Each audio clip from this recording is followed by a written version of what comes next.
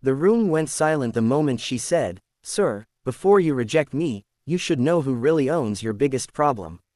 Everyone in the glass-walled boardroom at Toronto's tallest financial tower turned toward her. The CEO leaned back in his leather chair, amused, confident, certain this country girl had just overplayed her hand. But she hadn't. Emma Clark had grown up on a small family farm in rural Saskatchewan. Wheat fields stretching endlessly under open skies. Long winters. Early mornings before school, feeding cattle while frost bit her fingers. Her father used to say, "Land doesn't lie, Emma. If you understand the soil, you understand everything." When drought hit 3 years ago, it nearly destroyed them. Banks circled. Equipment broke down. Her father aged 10 years in one summer. Emma watched him stand in the field one evening, staring at crops that had failed, and for the first time she saw fear in his eyes. That was the year she decided she wouldn't inherit the farm. She would save it. She earned a scholarship to study agricultural economics at the University of Toronto. She worked 2 part-time jobs, sent money home, and graduated at the top of her class. But degrees didn't impress people who saw dirt under your nails.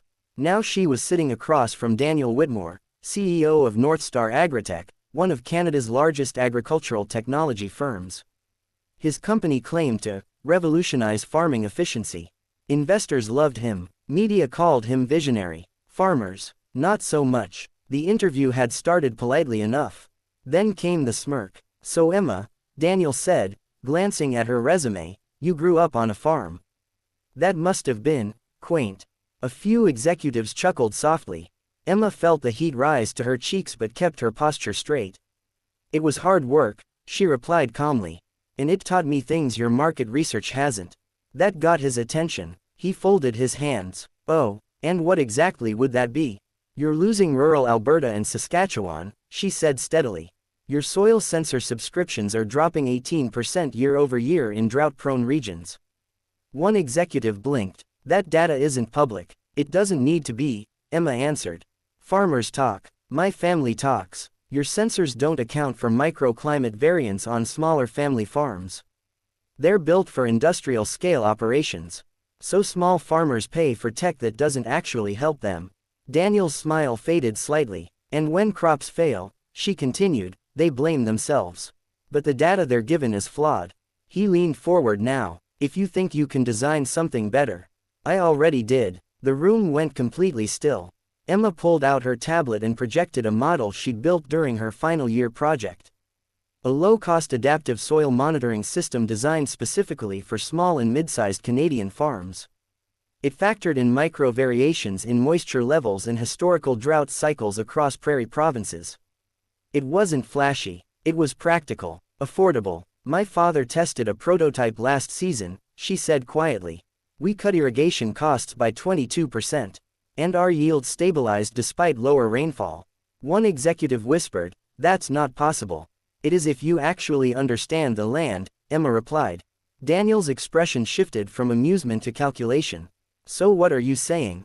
he asked carefully. "I'm saying," Emma answered, voice steady but eyes shining with emotion, "you want to dominate the Canadian agricultural tech market. Then stop building for shareholders and start building for farmers who are one bad season away from losing everything." Her voice cracked slightly. She hadn't meant it to.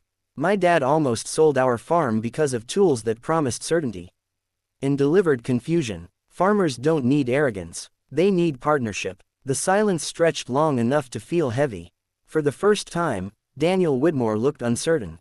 One of the board members cleared her throat. "Why would you bring this to us? Why not start your own company?" Emma took a breath. "Because scaling this alone would take years. And families like mine don't have years. If Northstar integrates this model, you don't just gain market share. You gain trust." Daniel stood slowly and walked toward the window overlooking Lake Ontario. The city shimmered below, powerful, polished, distant from the fields Emma knew so well. "You think I'm arrogant," he said without turning. "I think," Emma replied gently, "you forgot who you're supposed to serve." Another silence. Then he turned back, something different in his eyes. "My grandfather farmed in Manitoba," he said quietly. "I haven't visited that land in 20 years." The room shifted. The executives exchanged glances. This was not how interviews usually went. Daniel walked back to the table. If what you're claiming is accurate, it could reshape our rural strategy. It will, Emma said. He studied her for a long moment. You came here knowing we might dismiss you. Yes. And you still challenged me. Yes. Why? Emma swallowed. Because I'm not here for a job title. I'm here so my father never has to stare at a dying field again. Her honesty filled the room like sunlight. Finally, Daniel extended his hand. You're hired, he said. Not as an analyst, as Director of Rural Innovation. And we start piloting your model immediately. A murmur of surprise rippled across the boardroom. Emma hesitated before shaking his hand. On one condition. The executives looked stunned again. You visit Saskatchewan, she said. You meet the farmers. You listen. For a second, the old arrogance flickered. Then it disappeared. Deal. Months later, Daniel stood beside Emma's father in a wheat field under a vast prairie sky. No cameras. No press releases. Just wind and soil and conversation. North Star launched its small farm initiative 6 months after that. Subscription models changed. Prices adjusted. Technology adapted. Rural adoption rates climbed. Investor profits followed. But for Emma, the real victory came one quiet evening when her father called her. Fields look strong this year, he said, voice thick with emotion. I'm not afraid anymore. In the end, she didn't just outsmart an arrogant CEO. She reminded him what leadership means. And sometimes, the most powerful voice in the room isn't the loudest, it's the one that understands the land beneath its feet.